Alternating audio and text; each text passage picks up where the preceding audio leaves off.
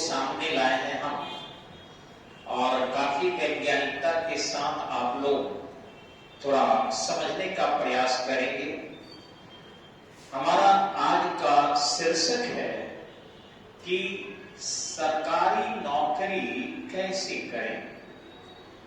बिहार के लिए एक बहुत बड़ी चुनौती है, क्योंकि बेरोजगारों की संख्या फौज की तरफ बढ़ती जा रही है और सरकारी नौकरी की फैसिलिटी बढ़ते जा रहा है।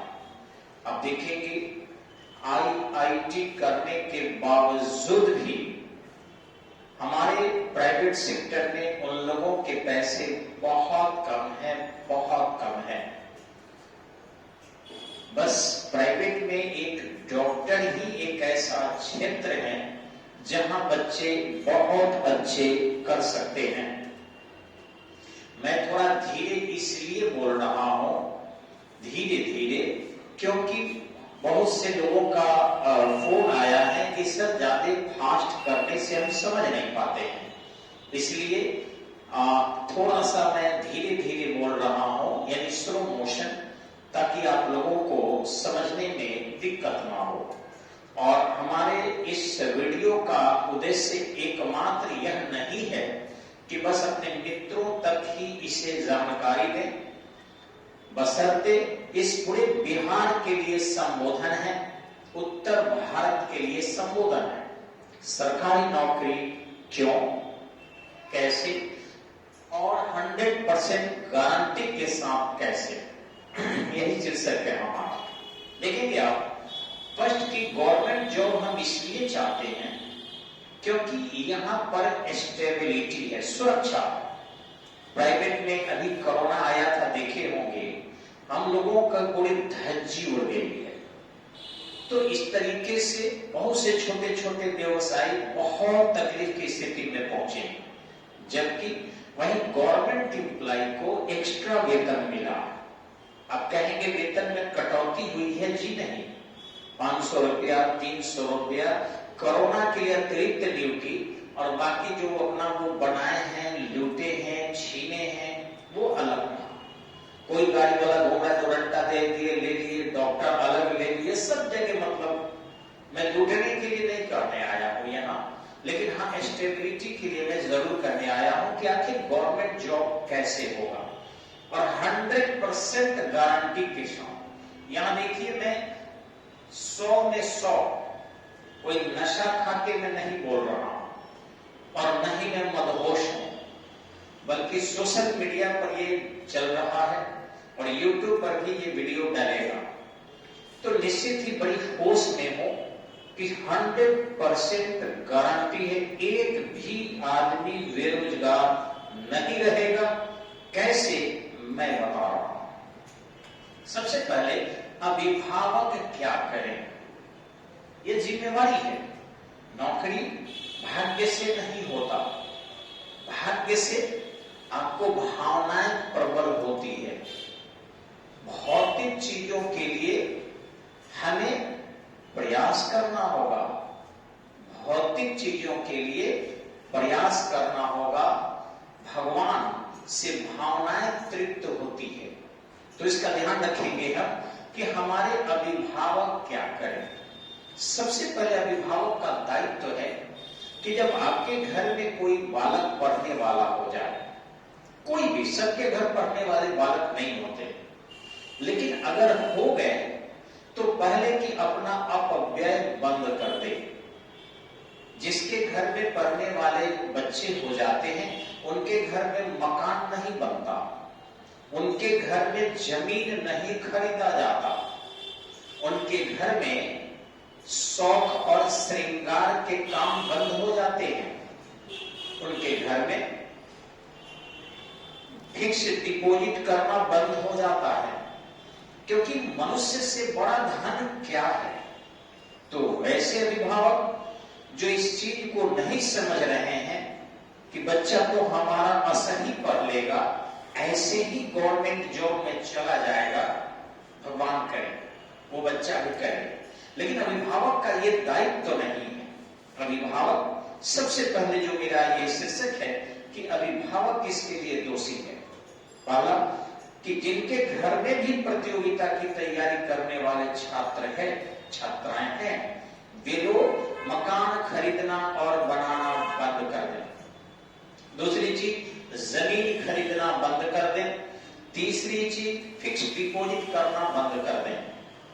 अब ये सोचेंगे क्या हमको दे दें? नहीं भैया, आप उस बच्चे पे लगाइए, उसके भोजन, पानी, वस्त्र, वो कहाँ सो रहा है, कहाँ उठ रहा है, कहाँ बैठ रहा है, इस पर आप ध्यान दीजिए। वो कौन कौन से उसके मित्र हैं, कौन कौन से उसके साथी है, उसको कब किस चीज की आवश्यकता है, इस पर आप फोकस करें। क्योंकि आपके बेटे से, बेटी से बढ़कर कोई संसार का धन नहीं है, ये ध्यान रखें। नेक्स्ट चीज, उसे बेवजह उलझाया न करें, क्योंकि बहुत से हमारे अभिभावक हैं जो सांप से भी ज्यादा खतरनाक है। सांप अपने बच्चे को एक बार में ही खा जाता है, लेकिन हम अभिभावक अपने बच्चों को बार बार खाते हैं। कैसे? बुरा लगेगा हमारा स्टेटमेंट। उसे कहते हैं बाबू छपड़ा जा रहे हो, दवा लेते आना, बाबू ये न्योता करके आ जाओ, बाबू थोड़ा खेत में जाके देख लो, थोड़ा पटौनी हो रहा है, टाइमिंग देख लो, फिर किसी ढंग से बुआ बीमार है, वहां चले जाओ, जीजा जी की तबीयत खराब है, ये देख लो, एक काम करो यहाँ बैठ के अगोरो, मैं थोड़ा आ रहा हूं। पूरी बोझ बच्चों पर हमारे अभिभावक डाल देते हैं। हर काम चाहते हैं अपने घर के लड़कियों से करवाएं, अपने घर के नौजवानों से कराएं, और अपने जो है केवल मॉनिटरिंग करें, और कहते हैं दिन भर केवल पढ़ते रहोगे। तो ये बंद कर दें। मैं इतना कहूंगा कि अच्छे अभिभावक तो किसी के यहाँ यज्ञ में खाने भी अपने बच्चों को नहीं भेजेगा, और न ही किसी के न्योता में भेजेगा, न ही किसी के बर्थडे पार्टी में भेजेगा, न ही किसी के बारात भेजेगा। अपने हमारे पास संसाधन है, हम जाएंगे, हमारे बच्चे किसी के बारात में नहीं जाएंगे। समाज छांट दे मंजूर है, लेकिन ऐसे किस काम का समाज कि हमारे बच्चों के पठन पाठन को रोक दे, उनको डिस्टर्ब कर दे, उसमें बाधा उत्पन्न करे। इसलिए किसी भी स्तर पर अभिभावक अपने बच्चों को किसी के शादी ब्याह, किसी ओकेजन में ना भेजे, और उसे पठन पाठन में ही नियोजित करके ज्यादा से ज्यादा रखे। नेक्स्ट चीज, छात्र छात्राएं क्या करें। हाँ, यहां था अभिभावक क्या नहीं करें, ये दोनों मैंने एक ही साथ आपको कह दिया है। अब देखेंगे आप कि छात्र छात्राएं क्या करें। छात्र छात्राएं भी जब अभिभावक आपके लिए इतना त्याग कर रहा है, इतना निवेश कर रहा है, तो वो जरूर पठन पाठन में रुचि को जागृत करें। पहले अच्छी संस्थाओं का चयन करें। जब सब लोग स्टीमर से नदी को पार कर रहे हो, तो तैर कर पार न कीजिए। जब सभी बच्चे आज कोचिंग से पढ़ रहे हैं, प्राइवेट टीचर रख रहे हैं, कुछ समय के लिए यूट्यूब पर भी दे रहे हैं, कुछ समय के लिए नोट्स मटेरियल भी मंगा रहे हैं, कुछ विटामिन्स और अच्छे आहार भी ले रहे हैं, तो आप सिर्फ स्टडी के चक्कर में मत पड़िए, आप बर्बाद हो जाइएगा, बेकार हो जाइएगा। जैसे राजनेता लोग कहता है कि मैं पॉपुलैरिटी से जीता हूं, लेकिन आप लोग देखते होंगे चुनाव को कि साम दाम दंड भेद सब करता है, तब जाके विजयी होता है। ठीक इसी ढंग से आपको भी सफलता के लिए इन सारे कदमों से गुजरना होगा। तो थोड़ा सा छात्रों का फर्ज बनता है कि वो अपने अभिभावक के विश्वास को जीतने के लिए पढ़ें। छात्र क्या न करें, सबसे पहले जरूरी है कि छात्र छात्राएं जो आजकल मनोरंजन पर कोचिंग में जा रहे हैं, जैसे पटना के खान सर, जलन नहीं है। आप सब मित्र जानते होंगे कि खान अलग है, मैं जलन करके भी उनका कुछ बिगाड़ नहीं सकता हूं, लेकिन हाँ, वो पूरी शिक्षा को चौपट कर दिया है। जोकर टाइप का टीचर है। पॉपुलैरिटी अलग बात है, मोदी तो किसी के साथ हो सकते हैं, ये कोई बहुत बड़ी बात नहीं है, लेकिन मैं घमंड नहीं करता हूं, चुनौती देता हूं आपके माध्यम से कि कोई भी जुड़ा हो तो पटना के खान सर को किसी विषय में, इतिहास में, भूगोल में, संविधान में, फिजिक्स में, केमिस्ट्री में, नेशनल इंटरनेशनल रिलेशन में या इंडियन कॉन्स्टिट्यूशन में, वर्ल्ड कॉन्स्टिट्यूशन में, कहीं भी स्पेस टेक्नोलॉजी में, साइंस टेक्नोलॉजी में, एनवायरमेंट में, किसी चीज में अगर उसे आप हमसे दाहिने बढ़ा दीजिए, विषय का चयन वो करेगा और मुझे बताएगा नहीं। अकस्मात किसी भी दिन हम हमारे सामने बैठ जाए और दाहिने बढ़ के दिखा दे, नहीं निकलेगा। लेकिन हाँ, पेडागोगी उसे आता है, उसे मार्केटिंग बेहतरीन आता है कि किन तरीके से हम बाजार बना सकते हैं, कैसे युवाओं को रिझा सकते हैं, और वो पूरी की पूरी तरह इसमें सक्सेस है, हमसे आगे। गार्जियन तक उसके वीडियो देखते हैं, आनंद लेते हैं, शीर्षक मजेदार बनाता है, मजेदार ससुरा केली कह के लोगों को रिझाता है। ऐसे संस्थाओं से कम सफलता के लिए दूर रहें। तो छात्र छात्राएं सस्ते कोचिंग से दूर रहें, ध्यान रखेंगे। लोग कहता है हॉस्पिटल के दवाई और कॉलेज के पढ़ाई से ना रोगी ठीक हुई, ना लड़का पढ़ी। बात सही कहता है, फिर मैं दोहरा रहा हूं, हम लोगों के गार्जियन ही कह कर रहे हैं, किसी भी शर्त पर सस्ता कोचिंग न सोचें। दूसरी, जोकर टीचर से दूर रहे। जोकर टीचर की भरमार लग रही है, कोई डांस कर करके ऐसे ऐसे पढ़ा रहा है, क्या उससे लगता है पढ़ पाएंगे आप? क्या लगता है कि कोई हीरो हीरोइन का जो फिल्म दिखाकर पढ़ा रहा है, क्या पढ़ा पाएगा? उन बच्चों के लिए है जहां कोई पढ़ना नहीं चाहता, वहां मनोरंजन करेंगे तो बच्चे वहां आकर्षित होंगे। यहां तो बच्चे प्रतियोगिता में बैठने जा रहे हैं, प्रतियोगिता में वही छात्र बैठता है जिसको पढ़ने में रुचि होती है।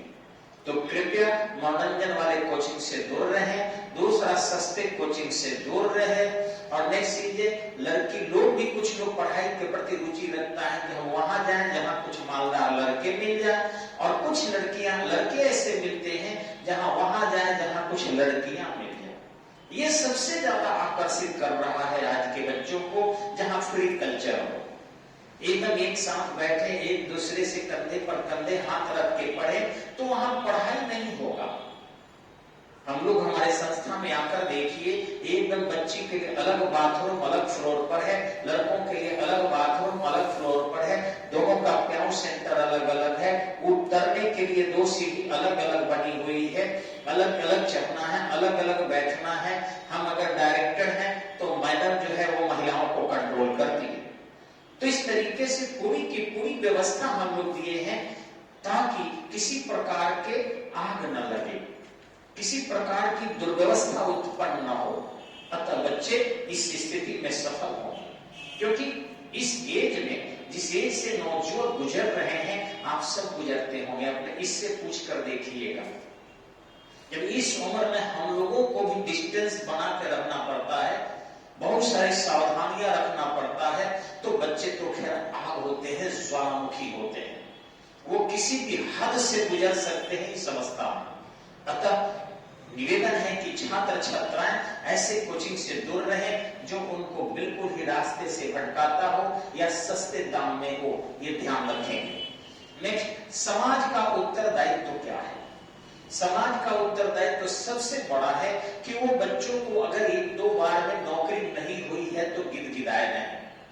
दूसरा, अगर लड़की और लड़का किसी कारणवश जॉब में विलंब कर रहा है तो ये नहीं कि उस पर कटाक्ष करें, व्यंग्यमान करें, और साथ ही साथ उस पर शादी के लिए दबाव बनाएं। हमने देखा बहुत से ऐसे हमारा समाज है जो बच्चे अच्छे तैयारी कर रहे हैं, वो बीपीएससी पीटी निकाल लिए, मेन निकाल लिए, और तब कहते हैं जल्दी से जल्दी उसको छेंक दिया जाए, नहीं तो इंटरव्यू हो जाएगा तो तिलक बढ़ जाएगा। लड़की में भी यही कंडीशन है, थोड़ा सा दिखनौर लड़की हो गई और पढ़ने में तेज हो गई, उसको दुल्हा मिलना शुरू हो जाता है। कोई बुआ दुल्हा ला देती है, कभी मौसा ला देते हैं, कभी जीजा जी ला देते हैं, और काफी समस्या उत्पन्न होती। हम लोग देखे कि बहुत सारे कैंडिडेट जो बहुत ही तेज है, पीटी निकाल लिए हैं, मेन निकाल लिए हैं, चाहे लड़का हो या लड़की हो, समाज उनका शादी कर देता है, और शादी के बाद वो समस्त झंझट पड़ जाता है उनके माथ पर, जिससे सफलता में अनेक बाधाएं आने लगती है। इसलिए समाज का भी उत्तरदायित्व है कि किसी का अगर पल्ला, लड़का या लड़की पढ़ रहा तो वैसी स्थिति में उसका विवाह न कराए, उस पर व्यपवान न करे, समाज उसको केस और मुकदमे में न फंसाए, उसको पढ़ने में थोड़ा सा मदद करे, उसको शादी विवाह में न बुलाए, बल्कि उसके लिए कुछ कॉपी खरीद कर दे दे, कुछ किताब खरीद कर दे दे, ठीक इसी ढंग से कुछ विटामिन दे दे, कुछ काजू दे दे, जो हम किसी के घर कोल्ड ड्रिंक्स लेकर जाते हैं, उससे बढ़िया है उसके घर बादाम लेकर जाइए। न सही 1 लीटर 1 किलो आप 100 ग्राम बादाम लेकर, बादाम खाने से ऊर्जा मिलेगी, पेप्सी से लड़का बिगड़ेगा। उसके घर मछली खरीद कर भेज दीजिए, उसके घर मांस खरीद कर भेज दीजिए। अगर आप मानते हैं तो वो खाएगा, थोड़ी ताकत होगी उसको, और इस तरीके से जो पढ़ेगा समझ में आएगा। पढ़ने वाले छात्र के आसपास लाउड स्पीकर न बजाए, दारू पीकर घूमने वाले को रोके, क्योंकि उसके घर में पढ़ने वाला लड़का है। जहां हॉस्टल हो उसके आसपास लाउड स्पीकर न बजने दे, अष्टजाम नहीं होने दे। इसी ढंग से नमाज भी पढ़ के कहीं हो सकता है कि आसपास डिस्टर्ब किया जा रहा है, उसको नहीं रोके, क्योंकि पठन पाठन करने वाले छात्र हैं। आसपास अगर विवाह शादी है तो वो तो मजबूरी है 1-2 दिन के लिए वो हो जाए, लेकिन रेगुलर अगर बाजा बजता है, प्रार्थना के कैसेट वगैरह लगते हैं, उन सब पर एकदम रोक लगे। साथ ही साथ हो हल्ला यदि आसपास कोई करता है उस पर भी प्रतिबंध लगे। तो ये सब जो है आपको समाज को जो है ये ध्यान रखना चाहिए, नहीं करना चाहिए।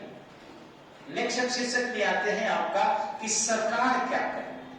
देखिए सरकार कहां, समाज का एक दायित्व और मैं बता रहा हूं बहुत जरूरी है। हम खुद बच्चे सबको बहुत जॉब में भेजे हैं, आप सब वाकिफ हैं, और एक से एक पदों पर मैं जानता हूं कि पैसे से बच्चे बहुत कम जाते हैं या नहीं जाते हैं, सब मेरिट से जाते हैं। लेकिन वही बच्चे जब जॉब में चले जाते हैं तो ये अफवाह फैलाते हैं कि मेरा 5 लाख लगा है, 7 लाख लगा है, 10 लाख लगा। इससे होता क्या है कि जो गरीब परिवार के बच्चे हैं वो सोच में पड़ जाते हैं 10 लाख कहां से लाएंगे, हमारे घर में नौकरी कैसे होगी, वो नहीं पढ़ाते हैं अपने बच्चों को। तो ये गलत है। मैं हर नौकरी करने वालों से कहता हूं कि आपका जो भी पैसा लिया होगा वो आपको ठगा है, आपको चीट किया है। पैसे से वास्तविक रूप से नौकरी नहीं होती है। हाँ कुछ ट्रिक है, जिस ट्रिक से थोड़ा सा हम लोग बच्चों को आगे कर देते हैं, लेकिन उस ट्रिक के बदले पैसा नहीं देते, और आप भी पैसा किसी को ना दें, क्योंकि बुरे कार्य को आप अगर समाज के लोग फैलाते हैं तो जो गरीब घर के तेज बच्चे हैं वो डर जाते हैं कि 10 लाख 20 लाख कहां से लाएंगे, और इसलिए वो तैयारी बंद कर देते हैं। इसलिए नम्र निवेदन है कि समाज कृपया अफवाह ना फैलाए। जैसे जमीन का दाम का होता है, तिलक का होता है कि किसी को अगर 1.5 लाख रुपया तिलक मिलता है तो कहता 8 लाख मिला, इससे दहेज बढ़ता। कोई जमीन अगर 1 लाख में खरीदा है तो कहता है 1.5 लाख में खरीदे, इसलिए जमीन का रेट भी बढ़ता। वो चाहते हैं हमारे बिहार जैसे समाज में कि भाई मैं पैसा वाला हूं, टाटा का औलाद हूं, बिरला का औलाद हूं, और इसलिए मैं थोड़ा ज्यादा दिखाऊं। तो वो कहते भी है, स्कूल में भी बच्चों को एडमिशन कराएंगे, 11,000 एडमिशन फी अगर कहीं लगा है तो कहते हैं 25,000 दिए हैं, 1.25 लाख दिए हैं, समझे कि शायद मैं आरबीआई के गवर्नर हूं, इतना पैसे वाला। वो चीजें समाज को तोड़ कर रख देती है, और स्कूल को जब पता चलता है कि इतनी फी का हल्ला हो रहा है तो वो और बढ़ा देता है, समझ जाता है कि इतना फी देने लायक लोग हैं। दलालों को जब पता चलता है कि भैया लोग पे देने के लिए मूड बना रहा है तो दलाल घूमना शुरू हो जाते हैं। दलाल कहां नहीं जा रहा है, मेरे यहाँ आ रहे हैं, वो भी कहते हैं बच्चे दीजिए नौकरी करा देते हैं, स्टेडियम में घूम रहे हैं। आगे रहा है आप कि सरकार क्या करे। सरकार का दायित्व है कि समय पर बहाली निकाले, बिल्कुल फेयर एग्जाम ले, जो भी क्वेश्चन पेपर वायरल हो रहा है उसके खिलाफ कार्रवाई हो, परीक्षा पर जो है बिल्कुल ईमानदारी से उसके जो केंद्र है वहां निगरानी की जाए, कहीं भी किसी भी प्रकार के कोई मोबाइल लेकर अंदर नहीं जा सकता। सेना की भी जरूरत पड़े तो सेना को लगा दीजिए, अर्धसैनिक बल की जरूरत पड़े अर्धसैनिक बल को लगा दीजिए, लेकिन जनता पर विश्वास को कायम कीजिए कि बिल्कुल फेयर परीक्षा होता है, फेयर रिजल्ट होते हैं, कहीं कोई गड़बड़ी नहीं होती। नेक्स्ट है कि सरकार क्या नहीं करे। सरकार का उत्तरदायित्व है कि बच्चों को बहुत दौड़ाए नहीं। फॉर्म में जो बहुत ज्यादा पैसे लिए जाते हैं, जिससे गरीब बच्चे बार बार फॉर्म का पैसे कहां से लाएंगे। सेंटर जो है उनका दूर दूर दे दिया जाता है, सभी बच्चों को होम सेंटर दे, लोकल सेंटर दे। परीक्षा जो है पीटी मेंस इंटरव्यू 3 तरीके जो होते हैं कुछ परीक्षा के, उन परीक्षाओं को जल्दी जल्दी आयोजित कर दे। जी, किसी ढंग से मुख्य परीक्षा देने वालों के आवास की व्यवस्था भी सरकार करे। कुछ जो है इंटरव्यू देने वाले बच्चों को आवाज आने जाने का खर्च भी सरकार अवेलेबल कराए। तो इससे होगा क्या कि सरकार पर जो एक बहुत ज्यादा जनता पर बोझ पड़ रही है वो नहीं, यानी फी को कम कर दे। जितने भी प्रतियोगिता परीक्षा है उसका फी ले ही नहीं गवर्नमेंट, चाहे वो सामान्य जाति का हो, महिला हो, कोई हो, सरकार के पास इतना फंड जरूर है कि वो परीक्षा का आयोजन कर लेगी। नेक्स्ट चीजें है आपका कि धर्माचार्य लोग क्या करें। धर्माचार्य की भूमिका भी है। वो देखिए आने यहां से हाथ देखते हैं, देखिए मेरे हाथ में कितनी अंगूठी वगैरह पहना दिए। अब उनको बुरा नहीं लगे इसके लिए भी आदमी इसको धारण करता है। तो धर्माचार्य कई बार भविष्यवाणी करते कहते नौकरी नहीं लिखी है, विदेश जाना लिखा है, ये नहीं होगा, पूजा पाठ में अपने बच्चे को बुलाइए, घर भोज में बच्चे को बुलाइए, आपका लड़कवा कहाँ है, लड़कियां कहाँ है, ये सब न करें। ये मैंने लिखा है कि धर्माचार्य क्या न करें। हाँ, अब क्या करे धर्माचार्य में अगर देखेंगे तो यहाँ आपको मैं स्पष्टता बता देना चाहता हूँ, मोटिवेट करें। वो कहे कि आपका बच्चा बहुत अच्छा करेगा, उसको पूजा की जरूरत नहीं है, इसके भविष्य में अच्छा लिखा हुआ है, ये अच्छा ऑफिसर बनेगा, ये बहुत अच्छा ईमानदार बनेगा, वह क्या बनेगा। मैं अपनी बात खुद बता रहा हूं कि हम लोग अपने पूरे जीवन बहुत सिस्टम से जिए, लेकिन जब समाज आरोप प्रत्यारोप कर रहा है, जब तरह तरह के क्वेश्चन किए जाते हैं, तो हम लोग भी कई बार मूड हिल जाता है और मन करता है अपराध करें क्या, हम लोग भी अपराध में शामिल हो जाएं क्या। तो इस तरीके से अगर बच्चों को आप ऐसे ही बोलेंगे खराब खराब, तो निश्चित ही बच्चा उस ओर मुड़ जाएगा। इसे धर्माचार्य कभी भी अच्छी भविष्यवाणी करे, क्योंकि कर्मे निवार अधिकार मां फलेषु कदाचन, कर्म से भाग्य का निर्माण होता है। और भगवान कृष्ण कह गए हैं कि फल की इच्छा नहीं करना है। आप अपनी भविष्य तो जानते नहीं, दूसरे के भविष्य को कहते हैं सरकारी नौकरी नहीं होगी। आगे आपको देखेंगे प्रतियोगियों को कहां पढ़ाएं। मैंने थोड़ी सी ऊपर चर्चा किया था, प्रतियोगी को कभी भी पढ़ाना है, ध्यान रखिए, तो एक बेहतरीन स्टेबल योग्य शिक्षक के पास पढ़ाइए। हमें बड़ी दुख होता है कि गार्जियन जब फोन करते हैं या बच्चा फोन करता है तो फर्स्ट लाइन यही करता है, हेलो स्टडी पॉइंट फोन लगा है जी। तो जवाब क्या करता है, क्वेश्चन क्या करता है, सर आपका फी कितना है। वो नहीं बोलता एयरफोर्स का कि नेवी का कि एनडीए का कि सीडीएस का कि सीपीएफ का कि आईएएस का कि बीपीएससी का कि रेलवे का, ये सब कुछ नहीं पूछता है, आपका फी कितना है। हम लोगों को लग जाता है कि फी अगर अधिक बताएंगे तो भाग जाएगा, तो पहले सोचते हैं उसको पकड़ें, तो फी एकदम कम कर देते हैं। अब उससे भी कम की डिमांड करता, हम लोग कहते हैं 500 रुपए महीने को लगेंगे, वो कहता है 300 रुपया बजरंग नगर में, 200 रुपये फलाना जगह है, जलालपुर में तो 100 रुपये पर पढ़ाते हैं, एक में तो 50 रुपये पर पढ़ाते हैं एक बैच। इस तरीके से बच्चा सीधे पहले पैसे की बात करता, आखिर ऐसा क्यों। तो इस तरीके से मैं स्पष्टता करना चाहूंगा कि कोई भी प्रतियोगी जो है वहां पर ही जो महंगा हो, जो लंबे समय से पढ़ा रहा हो, अच्छा खासा अनुभवी हो, रिजल्ट अच्छा खासा दिया हो, उसके पास आप पढ़े। आगे यहां दिया है प्रतियोगियों को कहां नहीं पढ़ाएं। मैंने ऊपर भी कुछ चर्चा किया था। फर्स्ट, प्रतियोगी सस्ते कोचिंग में ना पढ़े, प्रतियोगी सस्ते कोचिंग में एकदम न पढ़े, अयोग्य शिक्षक से कतई न पढ़े, चौक चौराहे पर जो जहां तहां प्रतियोगिता के खोल रहे हैं लोग, छठा सतवां पढ़ाने वाले लोग, उनके पास कतई प्रतियोगिता को सफल होने के लिए न पढ़े। ठीक इसी ढंग से जहां तहां दलान बथान और किसी के डेरा पर जाके पढ़ता है लोग, वैसे भी पढ़ाई न करें। वहां पढ़ाई कुछ दिन और उसके बाद प्रेमालाप होने लगता है, षड्यंत्र होने लगते हैं, लोग बिगड़ने लगते हैं। तो अनुभव अच्छा खासा है। छपरा में भी मैंने देखा है कि कई बच्चे डेरा पर डिस्कशन करने के लिए जुटने लगे और बाद में चरस और हीरोइन खाने लगे, लड़कियों के पीछे घूमने लगे, छुरी चक्कू लेकर इधर उधर कुछ करने लगे। तो इस तरीके से बच्चा को कहां नहीं जाना चाहिए, यानी प्रतियोगी को कहां नहीं पढ़ाएं, तो हंसगुल्ले कोचिंग में बंद कर दीजिए, जोकर कोचिंग में मत भेजिए, ठीक इसी ढंग से अयोग्य शिक्षक के पास मत भेजिए, सस्ते कोचिंग में बच्चे को मत भेजिए। और मैं एक और राय दूंगा, अपने नजरों से बहुत दूर मत कीजिए।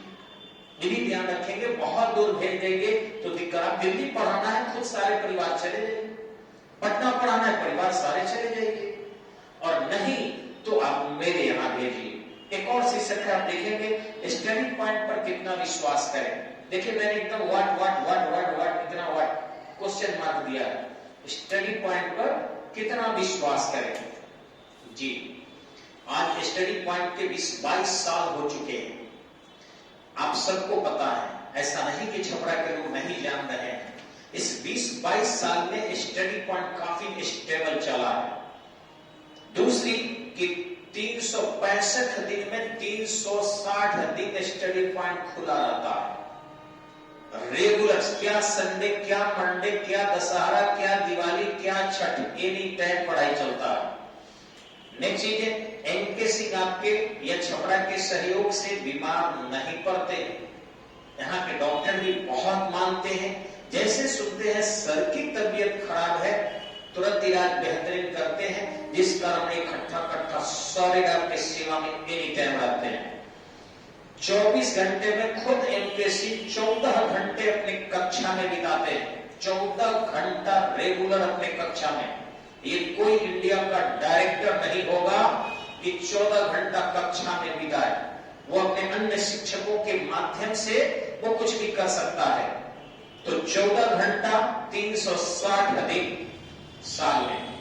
नेक्स्ट चीज ये है कि सभी प्रतियोगिता में हमने अव्वल स्थान अर्जित किया है। स्टडी पॉइंट आईएएस भी बनाया है, आईपीएस भी बनाया है, डीएसपी भी बनाया है, एसडीएम भी बनाया है, सीपीएफ में भी भेजा है, इनकम टैक्स अधिकारी बनाया है, एनडीए निकाला है। ठीक इसी ढंग से यहाँ से पुलिस और दरोगा की लड़ी लगा दिए हैं। एसएससी का मेला लग गया है यहाँ से बच्चों का। कौन सा ऐसा बिहार का जगह नहीं है जहाँ स्टडी पॉइंट के छात्र राष्ट्र की, राज्य की सेवा नहीं कर रहे हैं। आप देश के कोने कोने जाकर देख लीजिए, वहां भी सेवा कर रहे हैं। तो निश्चित रूप से आप अपने पल्ले को यहाँ जरूर भेजिए। आपके बच्चों को बिगड़ने नहीं दूंगा, ये मेरी गारंटी है। आपके बच्चे को खैनी, गुटखा, बीड़ी जो भी आदत होगा छोड़ा लूंगा। आपके बच्चे अगर फोन पर ज्यादा रहते हैं, छोड़ देंगे फोन पर आना। आपके बच्चे यदि कहीं लड़कियों और लड़कों के पीछे पड़ रहे हैं, वो भी कम कर देंगे। बस बच्चों को केवल नियमित भेजिए, बच्चों को प्रतियोगी बनाकर रख देंगे, चरम संस्कारी बच्चों को बनाकर यहाँ से भेजेंगे। बस बच्चों पर विश्वास कीजिए। थोड़ा वक्त जरूर कुछ बच्चों के लग सकते हैं जो बच्चे कमजोर हैं, लेकिन गारंटी देते हैं कि इन रूल को फॉलो कीजिए आप, और इसका आप इनकार कीजिए जब मैंने बताया है। मैं पूरी तरह गारंटी देता हूं, एक भी बच्चे अगर फेल कर गए जो कहेंगे सो, आपको जुर्माना देने के लिए तैयार रहूंगा, सजा भोगने के लिए तैयार रहूंगा, लेकिन ये गारंटी है मेरी। आप स्टडी पॉइंट पढ़िए, आपके बच्चे को सफलता मिलेगी। एक और बात, हड़बड़ाए नहीं। कुछ बच्चे स्टडी पॉइंट के ही हैं जो हमें सड़कों पर दिखते हैं, मुझे बहुत दुख होता है। वो लोग अपने झूठी मान मर्यादा के लिए बहुत तेज विद्यार्थी यहां से पढ़ाई छोड़ दिए, झूठी शान के लिए। कभी उनको मैंने डांट दिया, नहीं जाएंगे। कभी मैंने उनसे सवाल पूछ दिया, नहीं जाएंगे। कभी फी मांग दिया गया, नहीं जाएंगे। सबके सामने उन्होंने फी मांग दिया है। कभी मोटिवेशन के लिए दूसरे लड़के को हाईलाइट कर दिए, नहीं जाएंगे। तो इस तरीके से बहुत ऐसे बच्चे हैं जो जहां तहां हॉस्टल पे रहते हैं, जहां तहां डेरा लेके रखते हैं, सिर्फ स्टडी के नाम पर अपने जीवन को बर्बाद कर रहे हैं। उनसे नम्र निवेदन है अपने प्रतिष्ठा के लिए, वो अपने झूठी शान का परित्याग करें, झूठी ज्ञान का परित्याग करें। तुम तब ज्ञानी हो जब तुम सफल हो जाओगे, तब तक तुम ज्ञानी नहीं माने जाओगे जब तक तुम गवर्नमेंट जॉब में नहीं जा रहे हो। इसलिए इस शान दिखाना बंद करो, और जहां भी बैठे हो आओ। मैं तुझे हाथ फैलाकर बुला रहा हूं तुम्हें स्वागत के लिए। गारंटी देता हूं तो सफल भी कराता हूं, ये मेरा वादा है। धन्यवाद।